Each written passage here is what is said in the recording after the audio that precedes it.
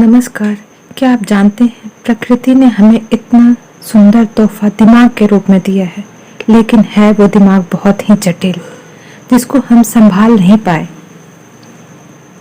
इसके बारे में सद्गुरु ने बहुत अच्छा बताया है। लाखों सालों के विकास के बाद हमने आपको एक बुद्धि दी। जब आपको कोई पैनी चीज दी जाती है तो आपको सीखना चाहिए कि उसे कैसे पकड़े, है ना? ये समस्या बन गई है क्योंकि हमने आपको बहुत ही जटिल मशीन दे दी और आपने उसे चलाने का तरीका जानने की परवाह ही नहीं की।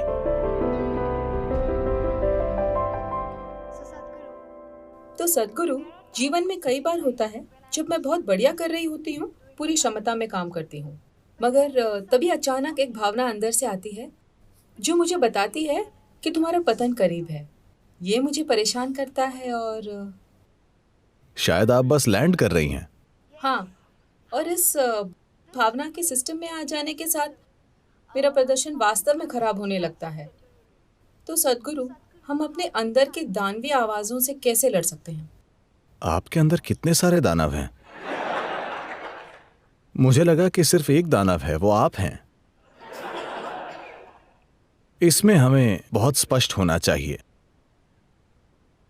देखिए, अगर आप अपने अंदर दो आवाजें सुन रही हैं, एक दिव्य आवाज और एक दानवी आवाज, इसका अर्थ यह नहीं है कि कुछ शानदार हुआ है। इसका अर्थ है कि आप या तो मानसिक रोगी हैं या प्रेतग्रस्त हैं।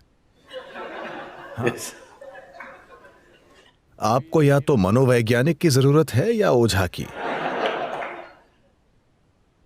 तो यह बहुत महत्वपूर्ण है। ऐसा लोग धर्म के नाम पर, आध्यात्मिकता के नाम पर, हर चीज के तथाकथित आधुनिक समाधान के नाम पर कर रहे हैं। कई रूपों में यह अभिव्यक्त हो रहा है। भारत में हमारे पास इन चीजों के लिए ढेर सारे शब्द हैं। अगर आप किसी से कुछ कहें, ओह ये मेरे संस्कार है, मेरा अहम ऐसा कर रहा है, ये मेरी आत्मा है, ये मेरा ये है, ये मेरा वो है। अच्छा, अगर बहुत से लोग आपके अंदर से बोल रहे हैं, अगर बहुत से लोग इस एक शरीर में फंसे हुए हैं, तो ये एक बीमारी है ना? हेलो? अगर इस शरीर में एक से अधिक लोग हों तो ये बीमारी है या नहीं? सिर्फ एक। ये शरीर सिर्फ एक के लिए बना है ना? ये सबसे बुनियादी चीज है जो आपको करनी चाहिए। इसमें सिर्फ आप और आप और आप ही हों, कोई और दूसरा ना हो।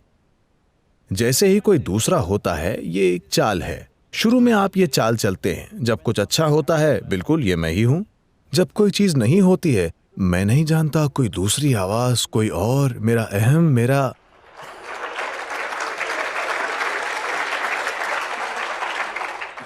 तमाम तरह के दूसरे जीव जिनका अस्तित्व नहीं है, आप मन से बना लेते हैं।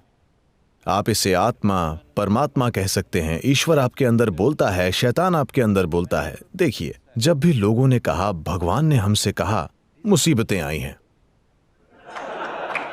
हां, क्या आपने देखा है कभी अमेरिका के राष्ट्रपति एक बार करीब 15 साल या 18 साल पहले बोले, ईश्वर ने मुझसे कहा, ओह क्या आपदा आई थी, 6 लाख लोग मर गए और एक पूरा देश बर्बाद हो गया।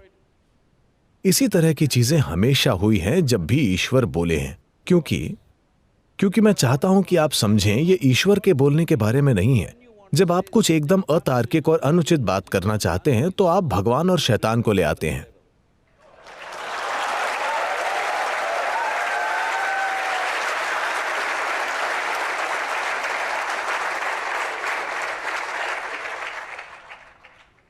इसलिए अगर एक आवाज से अधिक है तो आपको बाकी आवाजें मारनी होंगी।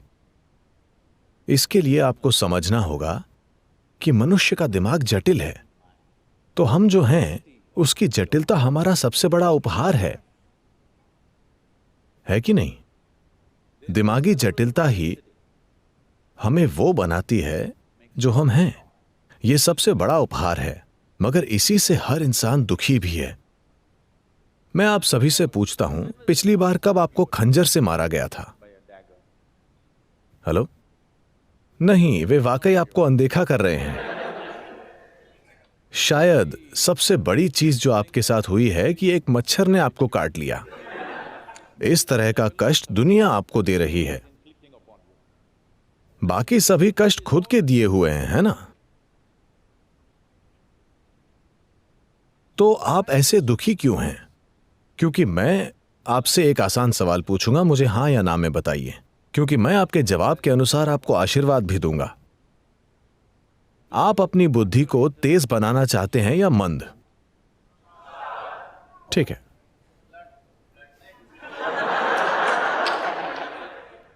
ये लोग किस विभाग के हैं?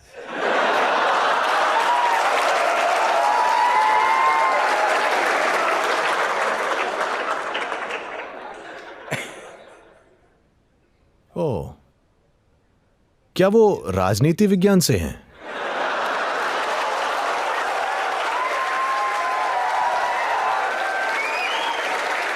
Is it one of the disciplines, sir? क्या ये यहां एक विषय है? नहीं, फिर कैसे? आपके कॉलेज में घुसपैठ है। तो आप स्वाभाविक रूप से चाहते हैं कि आपकी बुद्धि तेज हो। इसका अर्थ है कि बुद्धि एक काटने वाला उपकरण है। यह चाकू की तरह है, जितना तेज उतना बेहतर, है ना? तो अभी लाखों साल के विकास के बाद हमने आपको एक बुद्धि दी। हम मतलब मैं प्रकृति की ओर हूं, ठीक है? हमने आपको एक तेज दिमाग दिया। अब आप हर जगह खुद को ही काट रहे हैं और उसकी शिकायत कर रहे हैं। नहीं नहीं, जब आपको कोई तेज चीज दी जाती है तो आपको सीखना चाहिए कि उसे कैसे पकड़ें, है ना? आपको सीखना होगा कि उसे कैसे संभालना है। अगर आप उसे गलत सिरे से पकड़ेंगे या अगर आप लापरवाही से चलाएंगे तो आप खुद को ही काट लेंगे। अभी ये सब व्यक्तिगत अभिव्यक्तियां हैं कि किसी दिन मुझे ऐसा लगता है, किसी दिन मुझे वैसा लगता है। इंसान दरअसल ढेर सारे दुख झेल रहा है। कोई युद्ध वाले इलाके में है, कोई सूखाग्रस्त इलाके में है। उन इंसानों को मैं छोड़ देता हूं क्योंकि वो एक अलग चीज है, मगर बाकी सभी लोगों को Are all suffering? सिर्फ एक कष्ट है, उनकी अपनी बुद्धि। अगर आप उनका आधा दिमाग ले लें तो वे शांतिपूर्वक बैठेंगे। हाँ या ना? कोई शैतान नहीं, कोई भगवान नहीं, कोई आवाज नहीं, शांतिपूर्ण। हाँ या ना? तो हम अपने सबसे बड़े उपहार की शिकायत कर रहे हैं। एकमात्र कारण कि बाकी सभी जीवों के मुकाबले हमारा यहां प्रभुत्व है, यह हमारी दिमागी क्षमता के कारण है ना? हमारे दिमाग के पैनेपन के कारण हम कुछ भी कर सकते हैं, और यही समस्या बन गया है।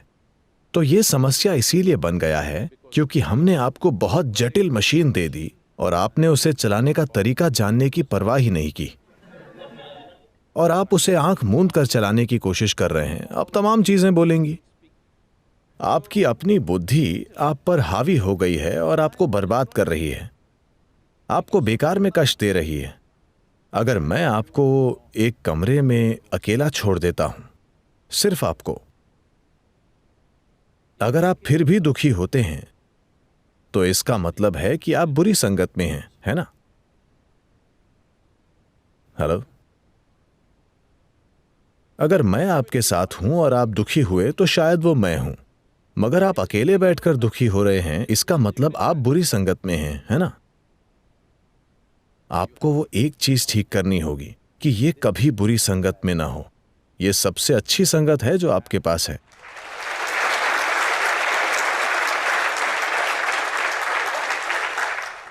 इसके लिए एक सरल इलाज है। सरल इलाज बस ये है, आप बस इतना देखना शुरू कीजिए, मेरे जीवन में मेरे साथ जो भी हो, अच्छी चीजें हों, बदसूरत चीजें हों, बकवास हो, शानदार चीजें हों, चाहे जो कुछ भी हो, और मेरे जीवन में जो भी नहीं हुआ वो सब मेरी जिम्मेदारी है। तब सिर्फ एक व्यक्ति होगा।